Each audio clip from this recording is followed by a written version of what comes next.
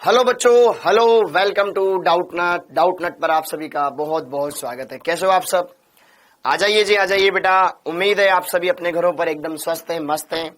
Okay, तो बेटा आज हम बात करने वाले हैं बैकलॉग सीरीज के एक और लेक्चर के बारे में। और आज मैं आपको करवाने वाला हूं वो चैप्टर जो हमारा बैकलॉग में कंप्लीट नहीं हुआ था। ठीक है, वो है रासायनिक बल गतिकी, ताकि इस चैप्टर को भी आप बढ़िया से रिवाइज कर सके। और यहाँ पे मैं रिवाइज करवाऊंगा ताकि आपके पुराने सारे जो फॉर्मूले हैं, कॉन्सेप्ट है, वो बढ़िया से रिवाइज हो जाए।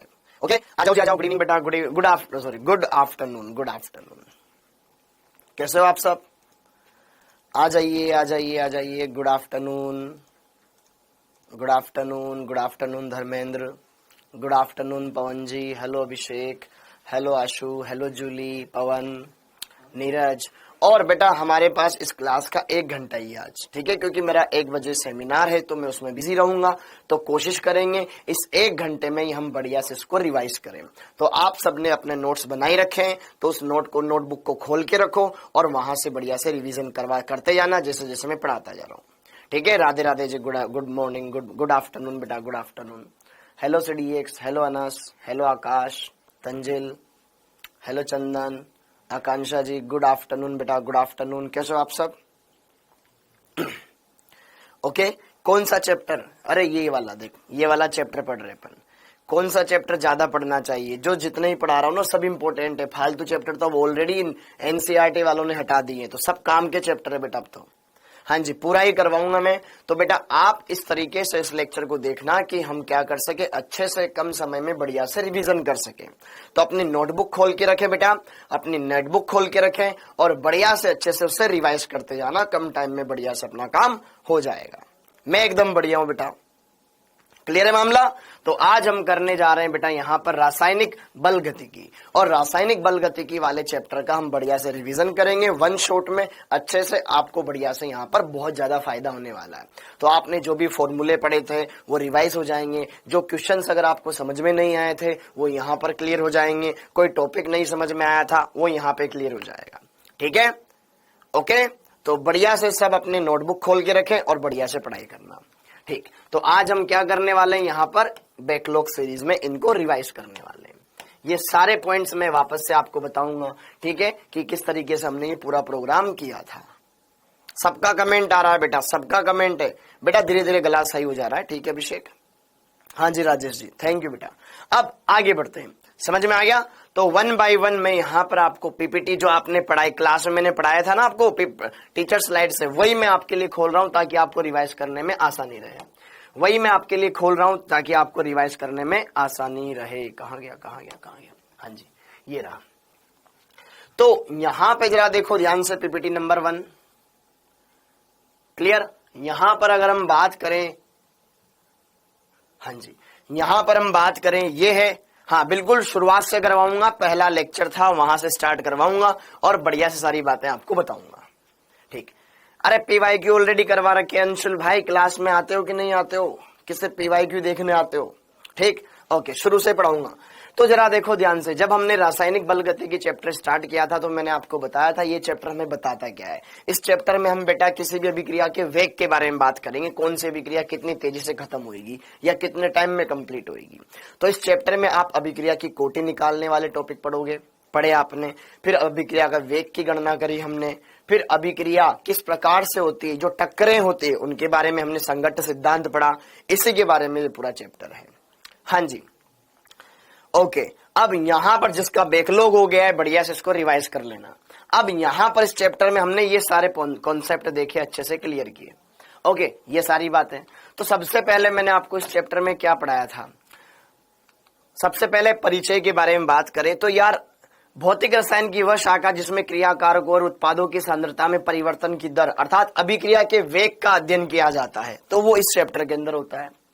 अभिक्रियाओं के प्रकार, वेगों के आधार पर मैंने आपको बताया था कि वेगों के आधार पर अभिक्रियाएं कितने प्रकार की होती है सर? 3 प्रकार की। एक बहुत तेजी से संपन्न होने वाली, एक बहुत धीमी होने वाली और एक मंद गति वाली अभिक्रियाएं, मतलब मॉडरेट, मध्यम वेग वाली अभिक्रियाएं। अति तीव्र अभिक्रिया जो बहुत तेजी से हो जाएगी, जैसे कि आयनिक अभिक्रियाएं।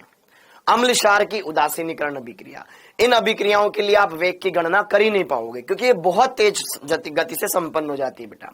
वह अभिक्रियाएं जो बहुत ही कम समय में संपन्न हो जाए, ठीक, जैसे कि ये अम्ल क्षार वाली अभिक्रिया, ये आयनिक अभिक्रिया बेटा, तुरंत यहाँ पर ये आयनिक अभिक्रिया, ये अम्ल क्षार अभिक्रिया, तुरंत ये फटाफट से कंप्लीट हो जाती है। तो ऐसे अभिक्रियाओं के वेगों की गणना नहीं की जा सकती है। यार पता तो चले ना कि अभिक्रिया कितने टाइम में कंप्लीट हो रही है, जिसको हम मेजर कर सके समय को, ऐसा समय। क्लियर है? हाँ जी बिल्कुल। तो ये सारी बातें। दूसरी अति मंद अभिक्रिया जो बहुत ही धीमी होती है, जैसे कि लोहे के जंग लगने की प्रक्रिया। लोहे पर जंग लगना एक बहुत ही धीमा प्रोसेस है बेटा, तो ये बहुत ही धीमा प्रोसेस है, तो इसका भी वेग ज्ञात नहीं कर सकते। दूसरा वे अभिक्रियाएं, अब देखो रेडियोधर्मी पदार्थ, रेडियो एक्टिव पदार्थों का क्षय, रेडियो एक्टिव पदार्थों का क्षय, ये भी एक धीमी प्रक्रिया है। तांबे का खराब होना, तांबे के ऊपर जो हरी रंग की परत चढ़ जाना, चांदी का हरा पड़ जाना, वो बहुत ही स्लो प्रोसेस है। संचारण एक धीमा प्रक्रम है, तो उस अभिक्रिया का वेग ज्ञात कर पाना पॉसिबल नहीं होता है। अब आगे मध्यम गति वाली अभिक्रियाएं, ऐसी अभिक्रियाएं जो निश्चित समय अंतराल के अनुसार खत्म हो जाए, तो वो हम देख सकेंगे और इन्हीं के वेगों की हम गणना करते हैं। जैसे कि H2O2 का विघटन, ये अभिक्रियाएं बेटा आपको याद होनी चाहिए। जैसे कि H2O2 का विघटन, कि H2O2 का विघटन किस तरीके से होता है, ठीक है, H2O2 का विघटन कैसे होता है, N2O5 टूटता है तो क्या बनता है। आपसे क्वेश्चन पूछ लिया जाए कि H2O2 के विघटन के दौरान ये इतनी मात्रा में मिला, इसके बनने की दर इतनी है, तो अभिक्रिया का वेग ज्ञात करो, कैसे भी दे देगा। तो आपको ये वाली समीकरण पता होना चाहिए, ठीक है। N2O5 का विघटन कैसे होता है, NO2 प्लस O2 में टूटता है ये इस तरीके से। HCl का निर्माण H2 प्लस Cl2 प्लस ये एस्टर का जल अपघटन, ये सारी अभिक्रियाएं ऐसी है जो कि एक निश्चित अंतराल में कंप्लीट हो जाती है और इनके वेगों की गणना आप आराम से कर सकते हो। क्लियर है मामला बेटा? ओके। फिर अभिक्रिया के वेग, अभिक्रिया का वेग नियम, ठीक, किसी भी अभिक्रिया का वेग मेरे को लिखना है, तो अभिक्रिया का वेग क्या होता है, किसी भी अभिक्रिया के दौरान क्रियाकारक और उत्पाद की सांद्रता में परिवर्तन एवं परिवर्तन में लगा समय, उनका अनुपात अभिक्रिया का वेग कहलाता है, हाँ या ना। या फिर एकांक समय में कितना क्रियाकारक या कितना उत्पाद, उनकी कितनी सांद्रता में परिवर्तन हो रहा है, वही क्या कहलाता है, अभिक्रिया वेग कहलाता है। देखो किसी रासायनिक अभिक्रिया में क्रियाकारक या उत्पाद की सांद्रता या दाब में परिवर्तन, अभिक्रिया दाब में परिवर्तन की दर, यहाँ पे भाई अगर किसी बच्चे ने लिखा है बेटा तो यहाँ पर परिवर्तन की दर, परिवर्तन की दर, परिवर्तन की दर, ठीक है, परिवर्तन की दर अभिक्रिया का वेग कहलाता है, ठीक है, अभिक्रिया का वेग कहलाता है। अब अभिक्रिया का वेग क्रियाकारक या उत्पाद की सांद्रता में परिवर्तन बटे परिवर्तन में लगा समय। अब देखो ध्यान से, प्लस माइनस अभिक्रिया, देखो किसी भी अभिक्रिया का वेग सदैव धनात्मक होता है बेटा, प्लस और माइनस क्रियाकारक समय के साथ साथ घटता जाएगा तो क्रियाकारक की सांद्रता कम होती जाएगी, उत्पाद समय के साथ बनता जाएगा तो उत्पाद की सांद्रता बढ़ती जाएगी। तो माइनस कमी को बता रहा है, प्लस वृद्धि को बता रहा है, ठीक है। तो यहां पर आप इसको plus minus delta C by delta T, delta C क्या है, सांद्रता में परिवर्तन, बटे डेल्टा टी परिवर्तन में लगा समय, ठीक। तो यहां पर ये सारी बात एकदम क्लियर है, तो यहां पर परिवर्तन की दर जरूर मेंशन कर लेना बेटा, ठीक, ओके, ये वाली बात हो गई। अब आगे, हाँ जी, फिर उत्पाद के लिए पॉजिटिव, अभिक्रिया का वेग सदैव धनात्मक होता है, हाँ जी। अब आगे देखो, वेग के आधार पर अभिक्रियाओं के प्रकार, अगर हम बात करें वेग के, अब अभिक्रिया के वेग के प्रकार, अभिक्रिया के वेग दो प्रकार के, एक होता है आपका औसत वेग, दूसरा ताक्षणिक वेग। औसत वेग निश्चित समय अंतराल के दौरान, भाई T1 समय पर सांद्रता इतनी है, T2 समय पर सांद्रता इतनी है, तो उस दौरान जो अभिक्रिया का वेग होगा कैसे निकालोगे आप, किसी निश्चित समय अंतराल पर अभिक्रिया का वेग, भाई इतने से इतने समय अंतराल में सांद्रता इतने से इतनी हो गई, तो वहां पे जो वेग निकालते हैं वो औसत वेग आता है बेटा। और ताक्षणिक, किसी क्षण पर अभिक्रिया का वेग, तो वो आ जाएगा आपका ताक्षणिक वेग, ठीक। अब जैसे कि देखो ध्यान से, ये ग्राफ मैंने आपको बताया था, ये ग्राफ मैंने आपको बताया था। मान लो t1 समय पे सांद्रता a1 है, t2 समय पे सांद्रता a2 है, तो अगर आपको औसत वेग निकालना होगा तो क्या करेंगे भाई, पहले सांद्रता इतनी थी और ये सांद्रता में परिवर्तन बटे परिवर्तन में लगा समय, ठीक, सांद्रता में परिवर्तन बटे परिवर्तन में लगा समय। तो यहां पर अगर हम बात करें आर एवरेज, आर मतलब रेट, रेट मतलब दर, एवरेज मतलब औसत, औसत वेग क्या आ जाएगा, a2 माइनस a1, अंतिम सांद्रता माइनस प्रारंभिक सांद्रता बटे डेल्टा टी। अब हमें पता है ए क्या है, क्रियाकारक है, क्रियाकारक समय के साथ साथ घटता जाएगा तो यहाँ पे माइनस आएगा, है ना, तो minus delta A by delta T. और तात्क्षणिक वेग, अगर यही जो समय अंतराल है, इस समय अंतराल को शून्य कर दिया जाए, मतलब किसी क्षण पर अगर मैं अभिक्रिया का वेग ज्ञात करना चाहूं तो डेल्टा टी टेंस टू 0 हो जाएगा, लिमिट लग जाएगी बेटा, delta A by delta T की जगह डी टी हो जाएगा, अल्पांश पढ़ा होगा आपने फिजिक्स में। तो R instantaneous minus D A by D T आप लिख सकते हो। क्लियर है मामला एकदम, ओके। तो यहां से, और इसका इकाई सांद्रता, ऊपर सांद्रता है नीचे समय है, तो सांद्रता मोल पर लीटर के पदों में या मोल पर डेसीमीटर क्यूब के पदों में, नीचे जो भी समय आएगा बेटा सेकंड में दे रखा है सेकंड इनवर्स आ जाएगा, मिनट दे रखा है मिनट इनवर्स आ जाएगा, हावर में दे रखा है हावर इनवर्स आ जाएगा, ठीक, ये हमने देखा। और किसी भी अभिक्रिया का वेग रस समीकरण मिति के पदों में कैसे लिखेंगे, जैसे कि कोई रासायनिक अभिक्रिया है, इसका गुणांक m1 है, m2 है, इसका गुणांक n1 है, इसका n2 है, तो किसी भी अभिक्रिया का वेग अगर आप रस समीकरण मिति के रूप में लिखना चाहते हो कि मैं इनके रस समीकरण मिति गुणांकों के पदों में लिखूं, तो सिंपल सा क्या करना है, क्रियाकारक या उत्पाद की सांद्रता में परिवर्तन की दर बटे उसका रस समीकरण मिति गुणांक। देखो ध्यान से, अब इस अभिक्रिया में ए और बी क्रियाकारक है, सी और डी उत्पाद है, तो ए और बी समय के साथ साथ घटते जाएंगे, उत्पाद बनते जाएंगे। तो जब ए और बी के घटने की दर लिखोगे तो आगे माइनस आएगा, ठीक है, और इनके बनने की दर में प्लस आएगा, तो दर हो गई। लेकिन हमें टोटल अभिक्रिया की दर निकालनी है, तो अभिक्रिया की दर तो चाहे क्रियाकारक के हिसाब से निकालो या उत्पाद के हिसाब से निकालो बेटा, समय के साथ साथ क्रियाकारक घटता जाएगा और उत्पाद बनता जाएगा, जिस दर से ये घट रहा होगा उसी दर से वो बन रहा होगा। तो अभिक्रिया की दर क्रियाकारक से निकालो या उत्पाद से निकालो, सेम ही आनी चाहिए, ओके। लेकिन इसकी दर ये है, इसकी दर ये है, इसको बराबर किया जाए तो कैसे, कि यहां से निकालूं यहां से निकालूं यहां से निकालूं, सेम ही है, इनके रस समीकरण मिति गुणांकों का भाग लगा दो। तो यहां पर अभिक्रिया का वेग ए के घटने की दर बटे उसका रस समीकरण मिति गुणांक, बी के घटने की दर बटा उसका रस समीकरण मिति गुणांक, सी के घटने की दर बटा उसका रस समीकरण, सी के बनने की दर बटा उसका रस समीकरण मिति गुणांक, हाँ या ना, हाँ बिल्कुल बेटा। जो रेडियो एक्टिव पदार्थों का क्षय होता है वो फर्स्ट ऑर्डर रिएक्शन होता है, उसको फर्स्ट ऑर्डर रिएक्शन माना गया है, ठीक, ओके। निम्न अभिक्रियाओं के लिए वेग, यहाँ पे जो भी इनके गुणांक दे रखे हैं वो बटे में आ जाएंगे, सोल्व कर लेंगे उससे, ठीक है, एकदम सिंपल है। ये कोई अभिक्रिया दे रखी है, गुणांक देख लो, ठीक, उस तरीके से आप उनको लिख सकते हो। जैसे कि ये N2O5 है, N2O5 के घटने की दर माइनस DN2 बाई DN2O5 बटे dt, ये 1/2 आ जाएगा, यहाँ 1/4 आ जाएगा, यहाँ 1/1 आ जाएगा, इसके आगे प्लस प्लस यहाँ माइनस आ जाएगा, ओके। फिर ये मैंने आपको क्वेश्चन करवाया बेटा, एकदम सिंपल सा, ठीक, ओके। एक अभिक्रिया की दर दे रखी है, यहाँ पे 1/2 है, तो इसका रस समीकरण मिति गुणांक 2 है, इसका 3 है, इसका 4 है, इसका 1 है, कुछ नहीं तो बटे में, ठीक। और यहां माइनस लगा हुआ है तो ए और बी क्रियाकारक है, यहां प्लस लगा हुआ है, इसका मतलब ये उत्पाद है। ये चीजें आपको यहां पे देखनी है। फिर ये मैंने कुछ क्वेश्चन करवाए, फिर यहां पर ये कुछ क्वेश्चन करवाया, फिर यहां पर हाँ a plus 2b plus 6c plus 2d, यदि t बराबर 0 पर प्रारंभिक एक ही सांद्रता दे रखी है, सांद्रता में परिवर्तन एक है, इतना दे रखा है, तो t बराबर 0 पे उसी क्षण पर b पे कितना होगा। तो यार a और b में संबंध देख लो, इसकी सांद्रता में परिवर्तन की दर देखो minus D A by D T इतना दे रखा है, और minus D A by D T किसके बराबर होगा, 1/2 minus dB by D T के, इसका मान दे रखा है, इसका निकालना है, 2 से गुणा कर दिया, खट्टा आंसर आ गया, आपको क्लास में करवाया गया डिटेल में, सेम ऐसा ही क्वेश्चन ये था।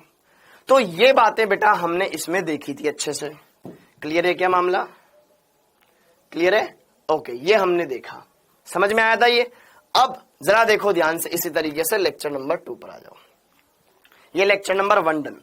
अब लेक्चर नंबर 2 में क्या क्या देखा हमने, अभिक्रिया के प्रकार, पदों के आधार पर, सरल प्राथमिक अभिक्रिया और जटिल अभिक्रिया, वेगों के प्रभावित करने वाले कारक देखिए और अभिक्रियाओं की कोटि अनुसंख्यकता देखिए। आइए बात करते हैं। हाँ जी, ये रिवीजन पिछली क्लास का, ये क्वेश्चन जो मैंने आपको करवाया था। हाँ जी, अब अभिक्रियाओं के पदों के आधार पर एक होती है सरल अभिक्रिया, दूसरी होती है जटिल। हम किसी भी अभिक्रिया को देखकर नहीं बता सकते हैं वो सरल है या जटिल है, वो तो उसकी क्रियाविधि से पता चलेगा। लेकिन अगर क्वेश्चन वाला पहले से ही बोल दे कि ये सरल अभिक्रिया है तो वो एक ही पद में होगी, और एक ही पद में होने वाली अभिक्रिया का वेग डायरेक्ट लिख सकते हैं। लेकिन अगर एक से ज्यादा पदों में हो रही है कोई अभिक्रिया तो बेटा उसका वेग डायरेक्ट आप नहीं लिख सकते हो। किसी भी अभिक्रिया का वेग धीमे पद पर निर्भर करता है। तो अगर कोई अभिक्रिया प्राथमिकी है तो उससे तो फिर हम डायरेक्ट लिख सकते हैं, लेकिन अगर कोई जटिल है तो उसमें देखो कि कौन सा पद सबसे स्लो है, उसको देख करके लिखेंगे। क्या बात समझ में आ रही? हाँ, वेरी गुड, धीमा पद। हाँ जी, तो यहां पर सरल अभिक्रिया और जटिल अभिक्रिया। सरल जो एक ही पद में संपन्न हो जाए, जटिल जो एक से अधिक अभिक्रिया में, जो एक से अधिक पदों में संपन्न हो। किसी भी रिएक्शन को देख करके नहीं बता सकते। अच्छा देखो ध्यान से, एक बात और बेटा, एक बात और। आज आपकी पार्थ सर की क्लास नहीं है, आज आपकी पार्थ सर की क्लास नहीं है, आज आपकी पार्थ सर की क्लास नहीं है, तो उनकी जगह 4 बजे मेरी क्लास होगी, ठीक है, 4 PM पर केमिस्ट्री, ताकि आप जल्दी फ्री हो जाओगे। 4 से 5:30 मैं पढ़ाऊंगा आपको, ठीक है, 4 से 5:30 मैं पढ़ाऊंगा। फर्स्ट क्लास मेरी होगी, सेकंड क्लास एसपी सर की होगी, ठीक है। आरंभ बैच में 4 बजे मेरी हो जाएगी, 5:45 पे फिजिक्स वाले सर की हो जाएगी, ठीक है, ओके बेटा। नहीं, केमिस्ट्री की है, ठीक है, केमिस्ट्री की है।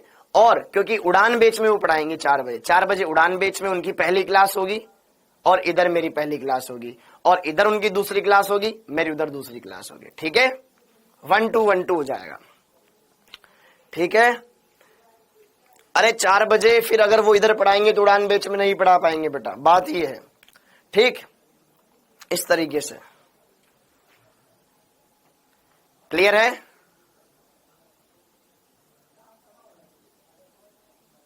वन टू हम शिफ्ट कर लेंगे। हाँ जी, ये क्लियर हो गया मामला, ये क्लियर हो गया मामला। वरना अगर एसपी सर इधर पढ़ाएंगे ना बेटा तो फिर एक ही बैच में पढ़ा पाएंगे, और अगर मैं उधर पढ़ाऊंगा तो मैं एक ही बैच में पढ़ा पाऊंगा, दोनों में क्लास नहीं ले पाऊंगा, ठीक। इस वजह से तो 4 बजे आपकी मेरी क्लास रहेगी और उधर उनकी क्लास रहेगी उड़ान में, फिर सेकंड क्लास वो आपके बैच में लेंगे, फिर मैं सेकंड क्लास उधर लूंगा, ठीक, ओके। तो 4 बजे केमिस्ट्री है, ध्यान रखना बेटा, ओके, ठीक। 4 बजे, 3 बजे नहीं है, 4 बजे। हाँ, ये बात हो गई। अब आगे देखो, फटाफट से देखते हैं आगे। वेगों को प्रभावित करने वाले कारक, किसी भी अभिक्रिया के वेग को कौन से कारक प्रभावित कर सकते हैं?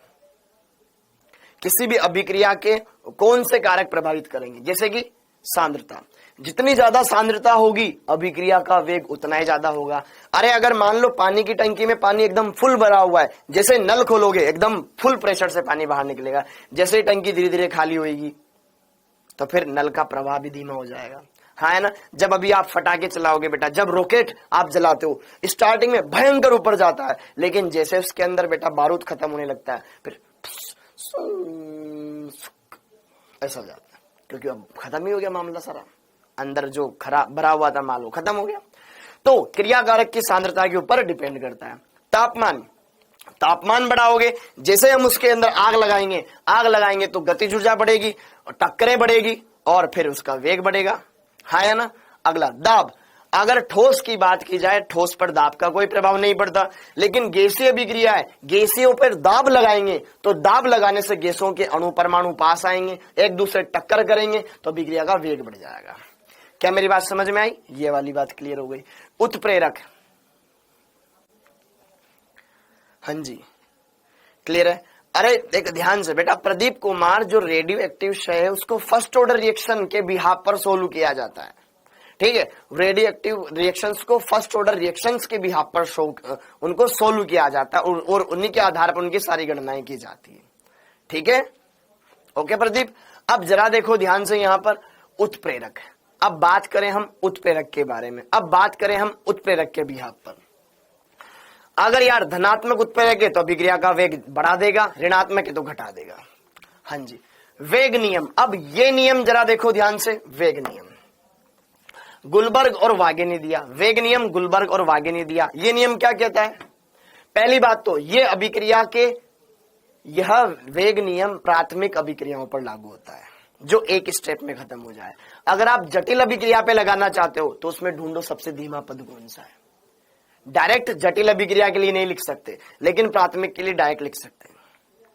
ठीक है, तो ये नियम क्या कहता है कि यार इस नियम के अनुसार किसी भी अभिक्रिया का वेग उस अभिक्रिया में भाग लेने वाले क्रियाकारकों की सांद्रताओं के गुणनफल के समानुपाती होता है। अगर एक से ज्यादा क्रियाकारक है, और यहाँ पे जो सांद्रता वर्ड है बेटा उसकी जगह हम सक्रिय द्रव्यमान लेते हैं। ठीक है, सक्रिय द्रव्यमान के समानुपाती होता है। अगर एक से ज्यादा है तो उनका गुणनफल करवा देंगे, उनका गुणनफल करवा देंगे। तो सक्रिय और सक्रिय द्रव्यमान क्या होता है? सक्रियता गुणांक इंटू मोलरता। आमतौर पर जो सक्रियता गुणांक है उसका मान हम 1 लेते हैं। ठीक है, 1 लेते हैं, इसलिए सक्रिय द्रव्यमान बोलो या सांद्रता बोलो, बात एक ही होती है। ठीक है, बात एक ही होती है। आदर्श स्थिति में इसका मान हम 1 लेके चलते हैं कि माना कि भाई पूरा का पूरा ही कन्वर्ट हो गया आदर्श स्थिति में। अब यहां पर कोई अभिक्रिया ये है, खट खट खट ए प्लस बी उत्पाद। अगर ये प्राथमिक नहीं है, अगर ये अभिक्रिया प्राथमिक नहीं है तो मैं अभिक्रिया का दर क्या लिखूंगा? अभिक्रिया का दर समानुपाती होगा ए की सांद्रता के गुणा बी की सांद्रता के। इसकी घात कुछ आ जाएगी, इसकी घात कुछ आ जाएगी, और समानुपाती चिन्ह हटेगा, एक स्थिरांक आ जाएगा के। तो ये दर आ जाएगी जहां x ए के सापेक्ष अभिक्रिया की कोटि, बी और y बी के सापेक्ष अभिक्रिया की कोटि है। यही वेग दर नियम समीकरण है। ठीक ठीक ठीक ठीक ठीक ठीक ठीक, कुल कोटि दोनों को जोड़ दोगे वो निकाल लोगे। हाँ जी, x और मान y के मान रस समीकरण में गुणांक भी हो सकते हैं प्राथमिक अभिक्रिया के लिए। जटिल है तो वो फिर उसके अंदर देखने पड़ेंगे, वो प्रायोगिक तौर पे ज्ञात कर सकते हो। ठीक, ओके। ये कोई क्वेश्चन मैंने करवाया, इसको आप देखना, बढ़िया से आराम से सोल्व कर लोगे। ठीक है, ये कोई क्वेश्चन करवाया मैंने आपको, देखो N2 तथा H2 गैसों के अमोनिया। अब N2 और H2 मिलकर के अमोनिया बना रही है। यदि हाइड्रोजन के मोल इतने मोल 10 मिनट में अदृश्य हो जाते हैं, 10 मिनट में इतने मोल, तो सांद्रता में परिवर्तन बटे परिवर्तन में लगा समय। एक ही पात्र में आयतन तो सेम ही है, तो यहां पे जरा देखो H2 के विलुप्त होने की दर ये हमने देख ली, और अमोनिया के बनने की दर उस समीकरण में सोल्व कर लिया और आंसर आ जाएगा आराम से। ठीक है, यहां पर हमने ये देख लिया 1 मिनट में इसके इतने मोल, तो 0.3 मिनट में जो भी पूछा डिटेल के अनुसार वो आप निकाल सकते हो। हाँ जी, फिर ये हेबर विधि अगला क्वेश्चन, फिर ये अगला क्वेश्चन, फिर ये क्वेश्चन। हाँ जी, अब विभिन्न कोटि वाली, अब ऐसा कुछ नहीं है बेटा, चिल्लो। हाँ, अब वेग समीकरण ये हमने देखा। ठीक, फिर अब वेग स्थिरांक, फिर हमने उसके बाद देखा था वेग स्थिरांक। अब वेग स्थिरांक का मात्रक क्या होगा? तो वेग स्थिरांक r का मात्रक निकाले तो यहां पे k का मान निकाले तो r बटे a की पावर ही आ जाएगा। r क्या है? r क्या है? सांद्रता में परिवर्तन की दर, और k क्या है? यहाँ पे a क्या था? सांद्रता। तो इसकी पावर जो भी n क्या है कोटि, उस तरफ से यहाँ सोल्व करके यहाँ पर k का मान सांद्रता के पदों में निकाल सकते हैं, मोल पर लीटर की पावर 1 - n, समय इनवर्स जिसमें भी दे रखा है वो रख देंगे। या दाब के पदों में निकालना चाहो तो यहाँ पर ATM की पावर 1 - n, समय इनवर्स, यहां से आप k का मात्रक निकाल सकते हो। ठीक, ओके। अभिक्रिया की कोटि, अभिक्रिया की कोटि जो दर समीकरण है, इस दर समीकरण में क्रियाकारकों की जो घातें हैं उन घातों का योग अभिक्रिया की कोटि कहलाती है। अभिक्रिया की कोटि धनात्मक भी हो सकती है, ऋणात्मक भी हो सकती है, शून्य भी हो सकती है, भिन्नात्मक भी हो सकती है। ठीक है, ओके। अणुसंख्यकता, अणुसंख्यकता क्या होता है? अणुसंख्यकता क्या होता है बेटा कि कोई भी जो रासायनिक अभिक्रिया है उस रासायनिक अभिक्रिया के अंदर भाग लेने वाले परमाणुओं की संख्या। ठीक, ओके, उसमें भाग लेने वाले परमाणुओं की संख्या क्या कहलाती है? आपकी अणुसंख्यकता कहलाती है। ओके, तो किसी भी प्राथमिक अभिक्रिया में भाग लेने वाले अभिकारक अणुओं की संख्या आणविकता कहलाती है। और आणविकता मतलब अणुओं की संख्या कभी ऋणात्मक हो नहीं सकती और पूरी रहेगी, धनात्मक रहेगी। और अगली बात, आणविकता की एक्चुअल डेफिनेशन क्या होती है कि क्रियाकारक अणुओं की वह संख्या जो आपस में एक दूसरे के साथ परफेक्ट कोलिजन कर सके और एक तल में 3 ही परमाणु अधिकतम टक्कर कर सकते हैं एक साथ। 3 परमाणु मैक्सिमम टच कर सकते हैं एक दूसरे को। ए बी सी अगर 3 गोले हैं, एक गोला यहां बना दो, एक गोला यहां बना दो, 3 ही गोले एक दूसरे को टच कर सकते हैं। तो प्रभावी टक्करों की संख्या बेटा 3 होगी, तो आणविकता भी मैक्स टू मैक्स 3 रहेगी। हाँ जी, ठीक, ओके। तो आणविकता अधिकतम 3 या 3 से कम ही होती है।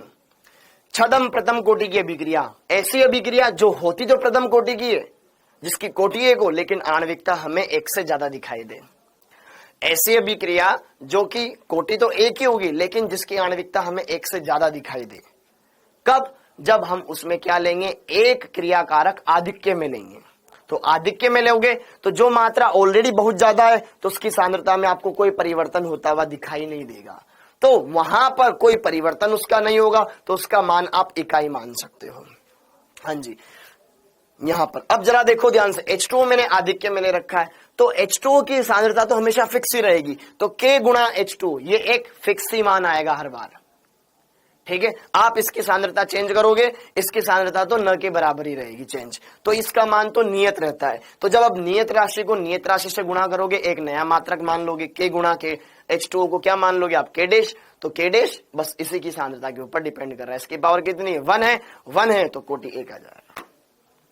ठीक, ओके। आधिक्य में होता है उसकी सांद्रता स्थिर रहती है, नियत रहती है। तो जब उस नियत मान को इस नियत मान से गुणा करोगे, एक नया नियत मान मान लिया हमने K डैश। समझ में आया? Very good, okay. अगर A आधिक्य में तो उसके ऊपर डिपेंड ही नहीं करेगा, B की पावर 2, यहां पे कोटि आ गई 2, खटाखट। इशु शर्करा, जब शर्करा का प्रतिपन्न होता है बेटा, तो यहां पर भी जरा देखो, जल आधिक्य में लेंगे मतलब इस अभिक्रिया की जो कोटि है वो इससे निकाल लेंगे, जो आधिक्य में उसके ऊपर डिपेंड ही नहीं करेगी। ठीक, विभिन्न कोटि की अभिक्रिया है। शून्य कोटि की अभिक्रिया, ऐसी अभिक्रिया जिसमें अभिक्रिया का वेग क्रियाकारक की सांद्रता के ऊपर डिपेंड नहीं करता, शून्य कोटि की अभिक्रिया कहलाती है। मतलब क्रियाकारक की सांद्रता कुछ भी लो, अभिक्रिया की दर नियत ही रहेगी। हाँ जी, जैसे कि ये उदाहरण ध्यान रखने हैं कि भाई अगर HCl का निर्माण होता है या अमोनिया का विघटन होता है या फिर एल्यूमिनियम सतह पर HI का वियोजन होता है, HI मतलब HI टूट जाए, किसमें, H2 और I2 में, और धातुओं की सतह पर गैसों का अधिशोषण।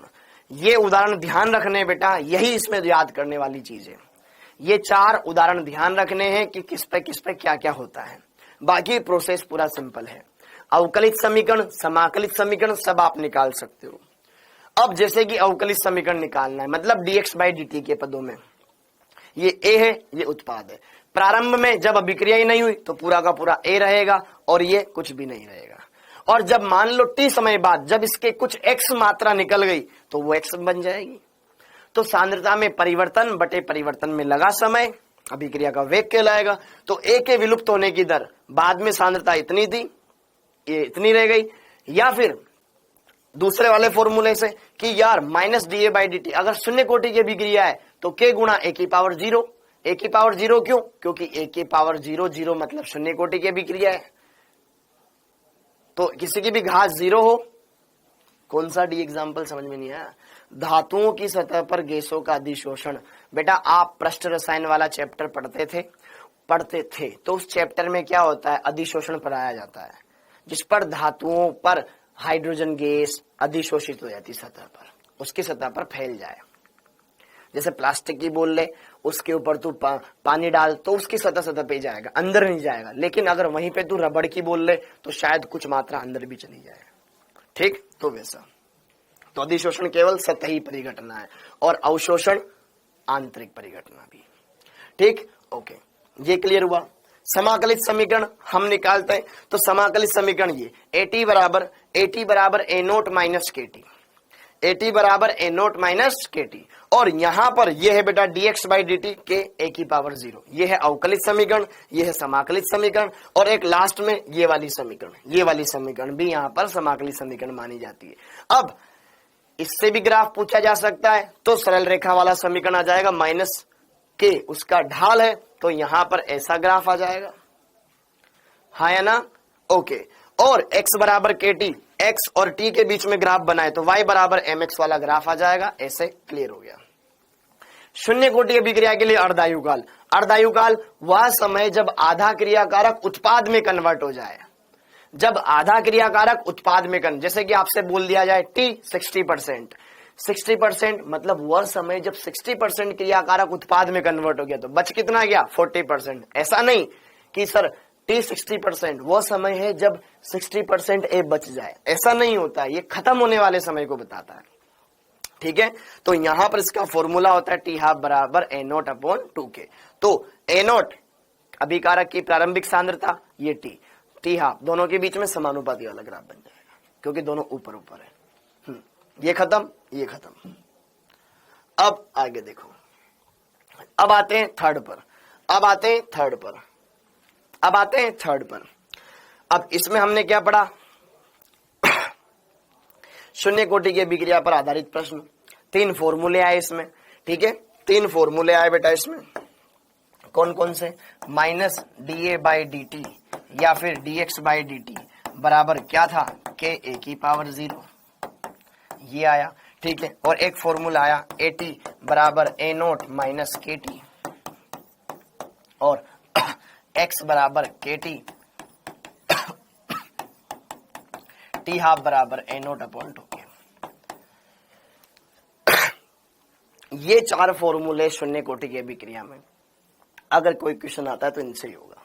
ठीक, ओके, अब आगे देखते हैं।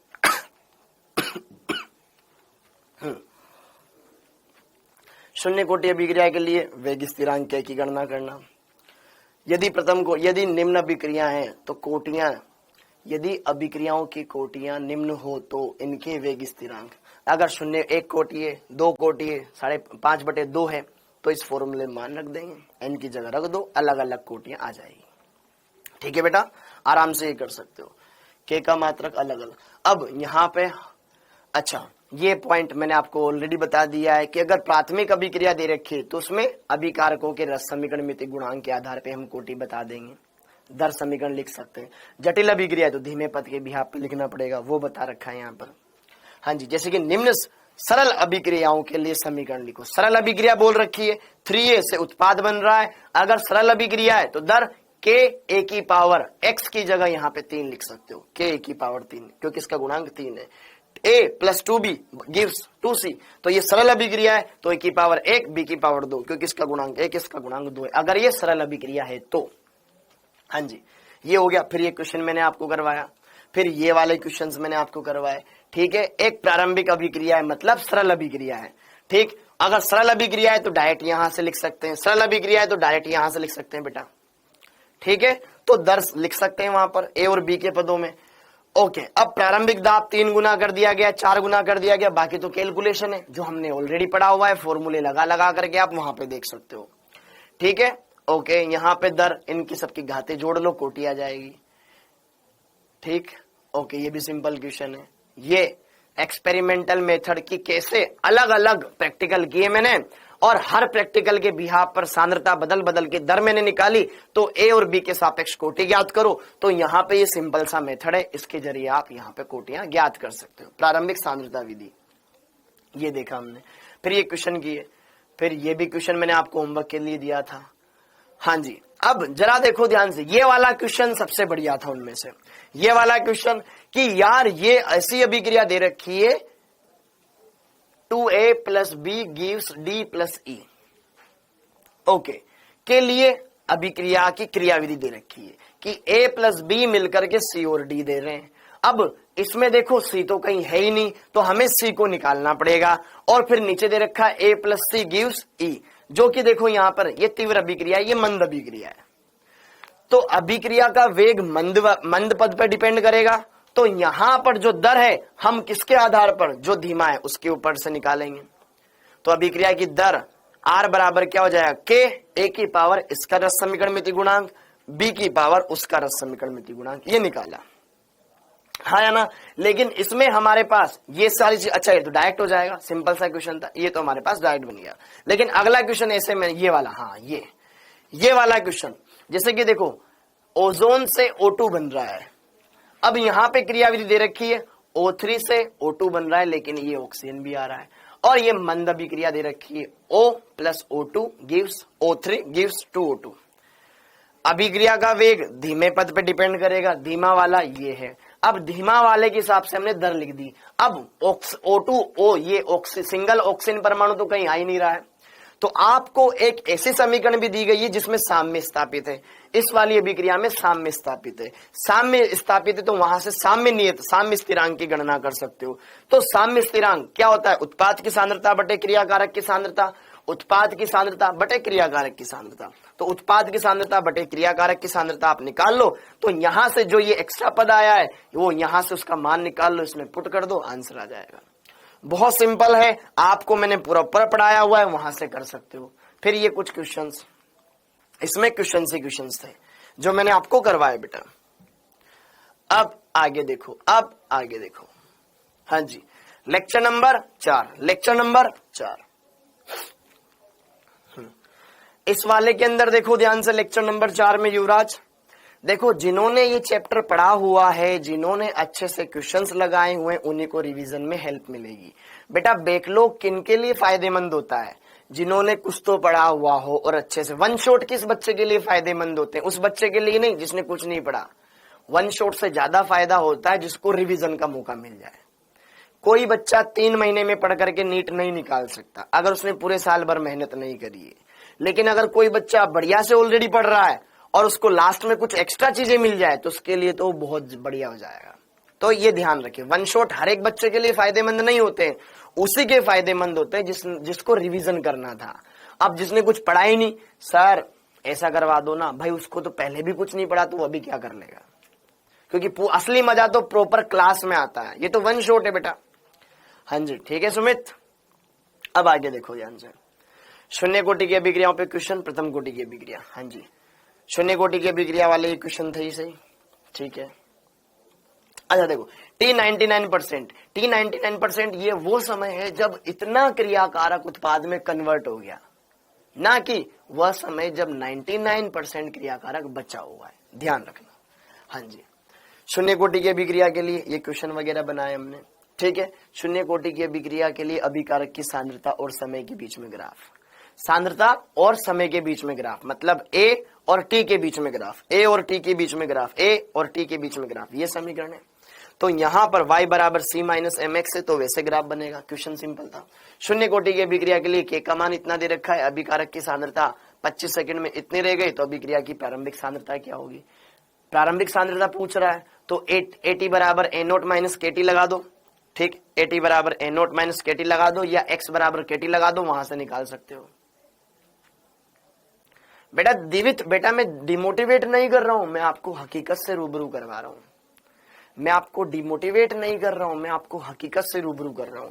अगर आप पूरे साल भर नहीं पढ़ोगे और लास्ट में आकर के जगोगे, तो क्या आप बाकी बच्चों से रेस में पीछे हो गए ना भाई? तो जो पूरे साल भर पढ़ रहे हैं उनको तो फायदा ही मिलेगा ना।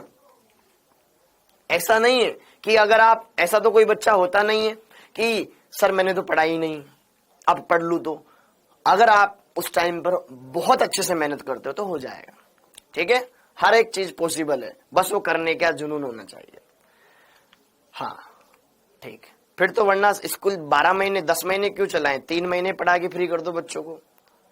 अगर बच्चों को ढंग से पढ़ाना है तो सरकार ने भी 10 महीने का तो स्कूलिंग लाइफ बनाई है ना, कि यार 10 महीने इनको पढ़ाएंगे फिर एग्जाम लेंगे। अदरवाइज वो भी 3-3 महीने पढ़ाओ, फ्री करो इनको, फिर गर्मी की छुट्टियां, फिर 3 महीने पढ़ाओ, फिर गर्मी की छुट्टियां, ऐसे कर दे।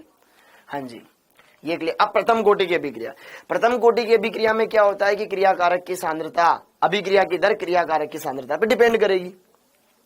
तो R K बराबर A की पावर 1, दर बराबर K गुणा A की पावर 1, 1 मतलब अभिक्रिया की कोटि 1। तो ये प्रथम कोटि की अभिक्रिया कहलाती है।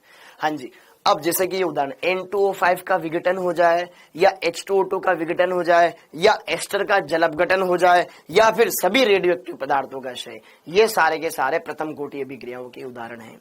ये समस्त प्रथम कोटि अभिक्रियाओं के उदाहरण के अंदर आते हैं। तो अब यहाँ पर अवकलित समीकरण, अवकलित समीकरण, ये A से उत्पाद बन रहा है, प्रारंभिक सांद्रता इसकी इतनी थी, अब A में से A माइनस x निकल गया तो x बन गया।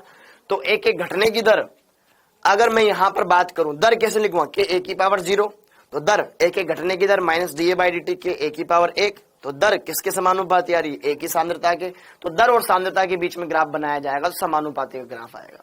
तो जरा देखो क्रियाकारक की सांद्रता और दर समानुपाती वाला ग्राफ आएगा। हाँ जी, समाकलित समीकरण, अगर समाकलित समीकरण निकालनी तो यहां पर सबसे इंपोर्टेंट चीजें आएंगी। तो minus D A by D T बराबर के, ये ए, अब यहां पर देखो ए इधर है तो ए वाला इधर लेके आ गए, दोनों पक्षों का समाकलन कर दो, दोनों पक्षों का समाकलन कर दो। अब प्रारंभिक सांद्रता कितनी थी इसकी, ए नोट, बाद में कितनी हो गई 80, तो टी बराबर 0 पर सांद्रता ए नोट थी और टी बराबर टी पर यहां पर 80 थी। उसका सोल्व करेंगे, समाकलन लगा लोगे तो हमारे पास के पदों में एक समीकरण आएगी, ये वाली, ये एक तो ये वाली समीकरण एलन के पदों में, एलन 80 ये एलन ए नोट और माइनस के टी, जो कि एक सरल रेखा का समीकरण है, y बराबर सी माइनस एम एक्स, तो इसमें ऐसे ग्राफ आ जाएगा। ये वाला फॉर्मूला ध्यान रखना है। और अगर आप यहाँ पे केटी का मान रखेंगे तो केटी का मान यहां पर आ गया, ये उत्पाद की सांद्रता, ये क्रियाकारक की सांद्रता, तो आपके पास अगला फॉर्मूला बन जाएगा, ये आ गया केटी बराबर एलन ए नोट अपॉन एटी, ए नोट अपॉन एटी प्रारंभिक सांद्रता और टी समय पर बची सांद्रता एक ही। तो और एलन को लोग में बदलोगे, लोग बेस 10 में, तो 2.303 लोग बेस 10, ये वाला फॉर्मूला बन जाएगा। तो के बराबर एक फेमस फॉर्मूला आ गया, के बराबर 2.303 अपॉन टी, ये वाला फॉर्मूला आ गया, ए अपॉन ए माइनस एक्स, प्रारंभिक सांद्रता और टी समय पे सांद्रता। दाब के पदों में लिखो तो ऐसे ही, प्रारंभिक दाब और टी समय पे दाब, ठीक है, सोल्व करके यहां पर निकाल सकते हो। और उसी समीकरण से, लोग वाली समीकरण से, यहां पर ये इसके बराबर था, तो लोग और ई एक दूसरे के दुश्मन हैं, तो यहां पर ए नोट अपॉन ए टी बराबर क्या हो जाएगा, ई की पावर के टी, ई की पावर के टी, पलट दोगे तो यहां पर ये माइनस में चला जाएगा, तो ए टी बराबर ए नोट ई की पावर माइनस के टी, विलहेमी समीकरण आ जाएगी।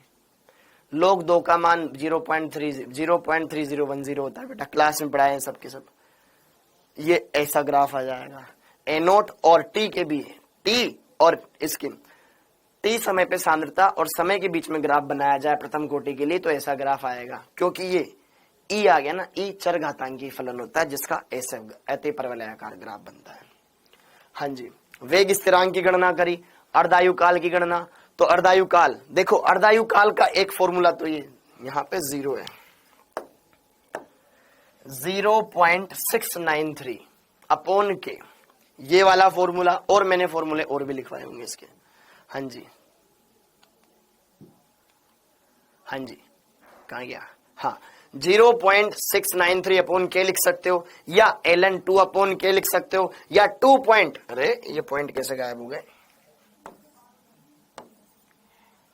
ln 2 अपॉन के लिख सकते हो, या ये लिख सकते हो, या लिख सकते हो, इनमें से कोई भी फॉर्मूला आप इस्तेमाल कर सकते हो, ठीक, ये हो गया। अच्छा, टी हाफ क्रियाकारक की सांद्रता पे डिपेंड ही नहीं कर रहा, देखो इस फॉर्मूले में कहीं पे प्रारंभिक सांद्रता आ रही है क्या, नहीं आ रही, तो एक क्रियाकारक की सांद्रता और टी हाफ में एक नियत ग्राफ आएगा, तो ये प्रथम कोटि की अभिक्रिया है, ठीक। अरे ये अभी तक आएंगे क्या बिंदु,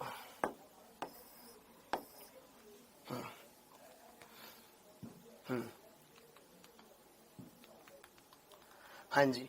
फिर प्रथम कोटि की अभिक्रिया के लिए अर्धायु काल 6 मिनट है, तो वेग स्थिरांक की गणना करो, हाफ लाइफ वाला फॉर्मूला लगा दो, के का मान ज्ञात करना है, छम आराम से आंसर हो जाएगा, ठीक। प्रथम कोटि की अभिक्रिया है, प्रारंभिक क्रियाकारक की सांद्रता 20 मिनट में, मतलब टाइम दे रखा है, 1 मोलर से घट करके 0.25 मोलर ले गई, तो ये प्रारंभिक सांद्रता, ये बाद वाली सांद्रता, ठीक है। तो प्रारंभिक सांद्रता, बाद वाली सांद्रता, समय दे रखा है, के का मान निकाल लिया, सिंपल क्वेश्चन था। ऐसे ये कुछ क्वेश्चंस मैंने आपको दिए होंगे एज अ होमवर्क, ठीक। ये खत्म हो गई यहाँ पर। अब अगली स्लाइड देखो बेटा, अब अगली स्लाइड देखो, बहुत बढ़िया चैप्टर है ये, अच्छे से आपको समझ में आएगा, प्रॉपर आया भी होगा। हाँ, अब इस वाले में प्रथम कोटि की अभिक्रिया, वियोजन की मात्रा अल्फा ज्ञात करना, और द्वितीय कोटि की अभिक्रिया, इनके बारे में मैंने आपको पढ़ाया।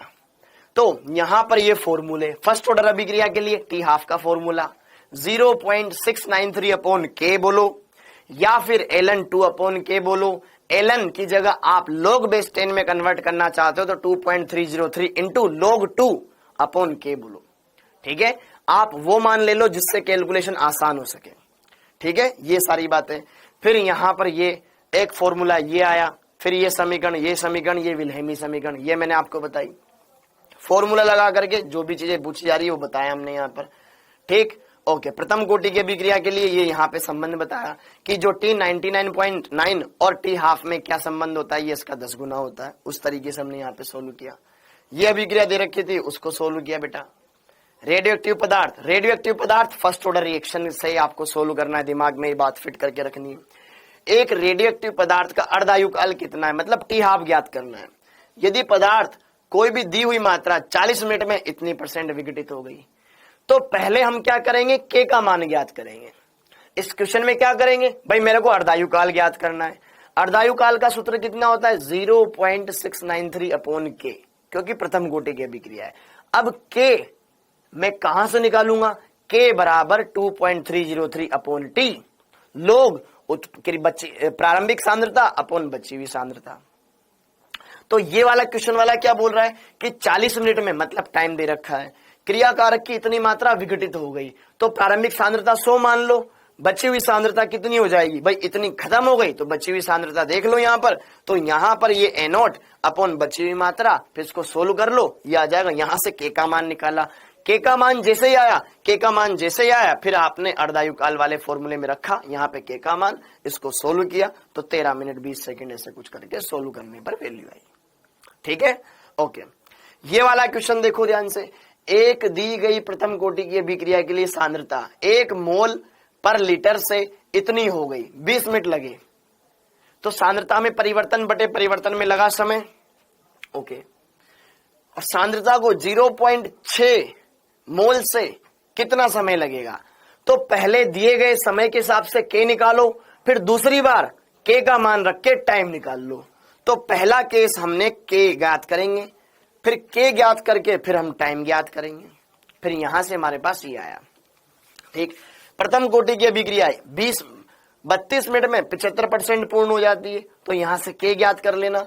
फिर समान अभिक्रिया 50 सेकंड में कब पूर्ण होगी, K का मान आ गया, 50 के लिए सोल्व कर लो, 50 मतलब 50%, T हाफ ज्ञात करना था, ओके।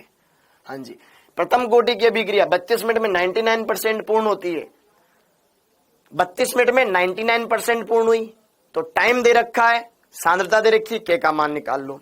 फिर इतने समय में इतनी अभिक्रिया कब पूर्ण होगी, मतलब टाइम पूछ रहा है कब होगा, समय बताओ, तो समय निकाल लो। फिर यहाँ पे फिर ये ग्राफ वगैरह वाले क्वेश्चन करवा रखे हैं बेटा, ठीक है।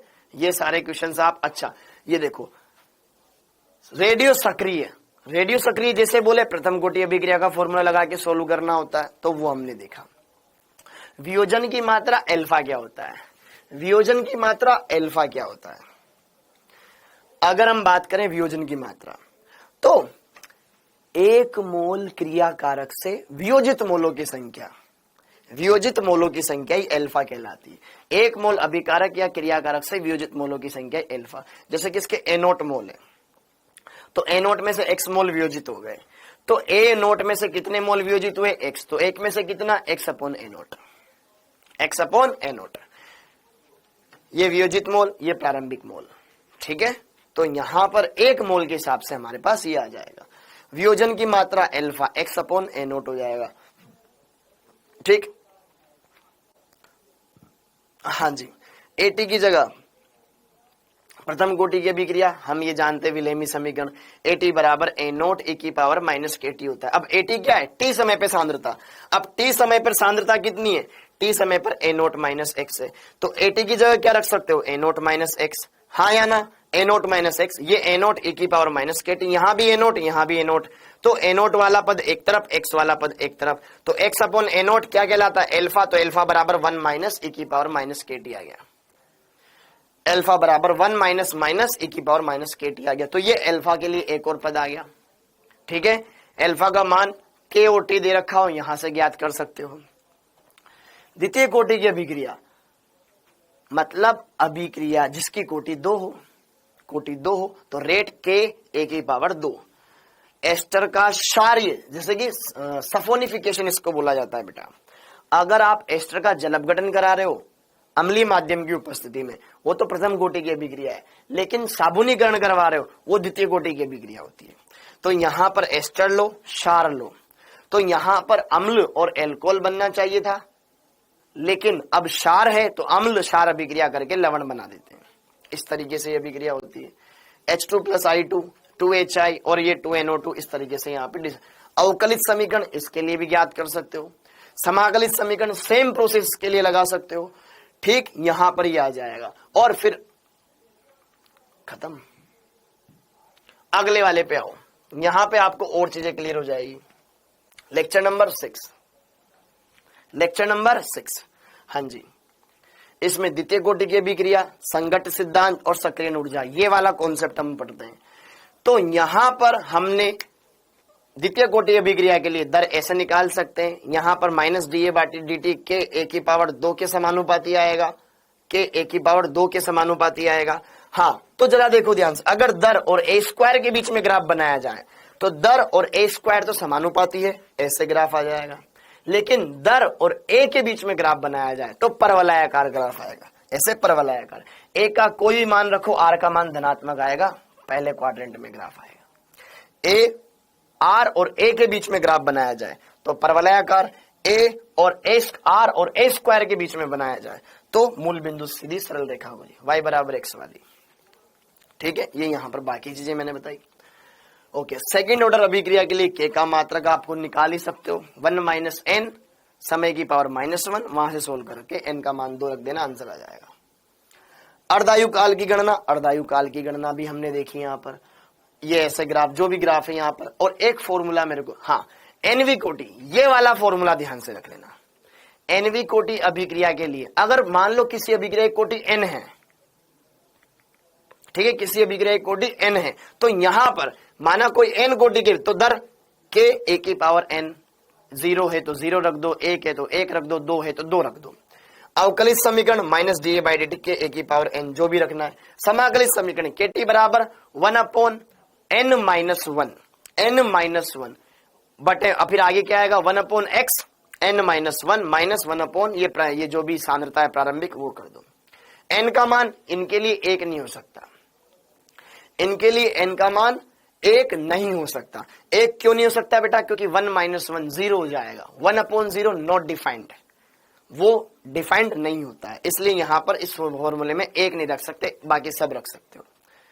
प्रारंभिक सांद्रता और अर्धायु काल में क्या संबंध है?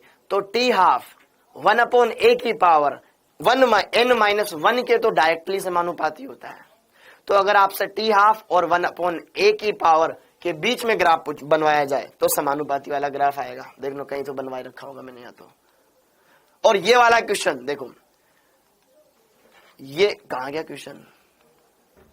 हाँ जी, या मैंने आपको एक क्वेश्चन दिया था बेटा जिसमें दाब के बारे में बतवा रखा था।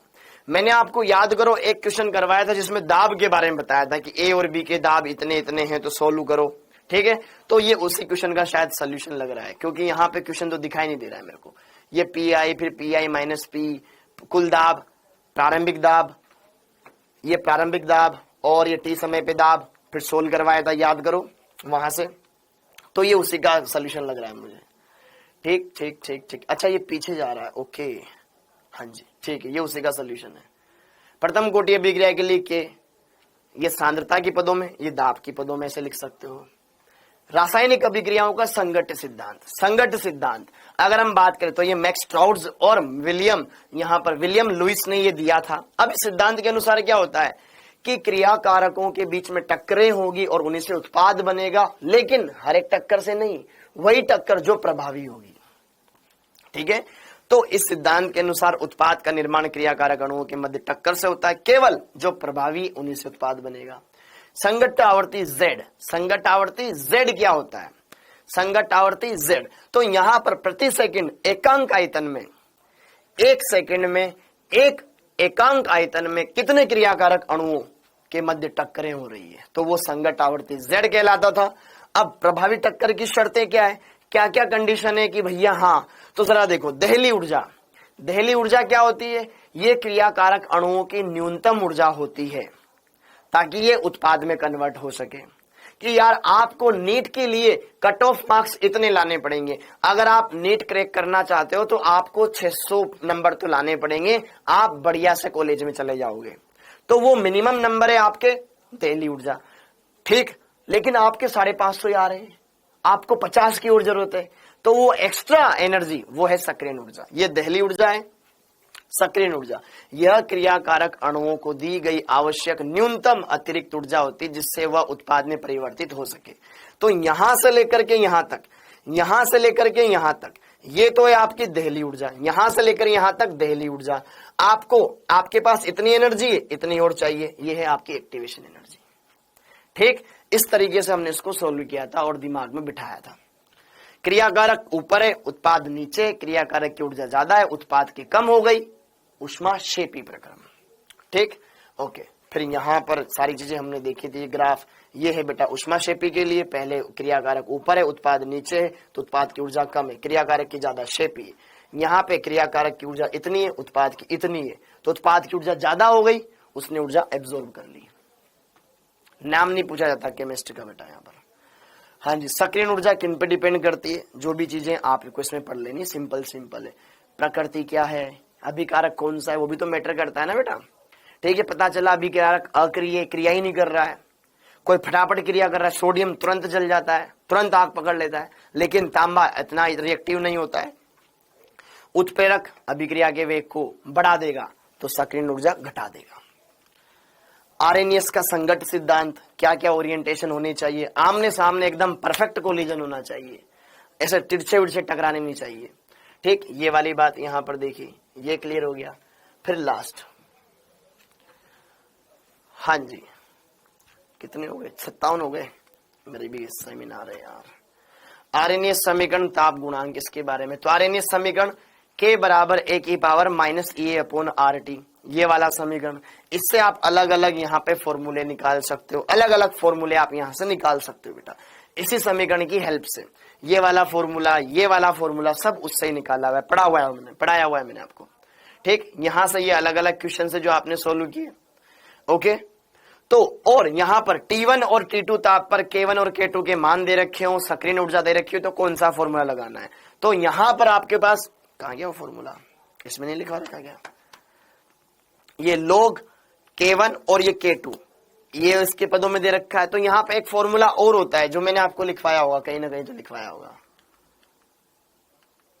क्वेश्चन आ गया। हाँ, ये रहा, log K2/K1 A/2.303 R 1/T1 - 1/T2, ये वाला फॉर्मूला ध्यान रखना।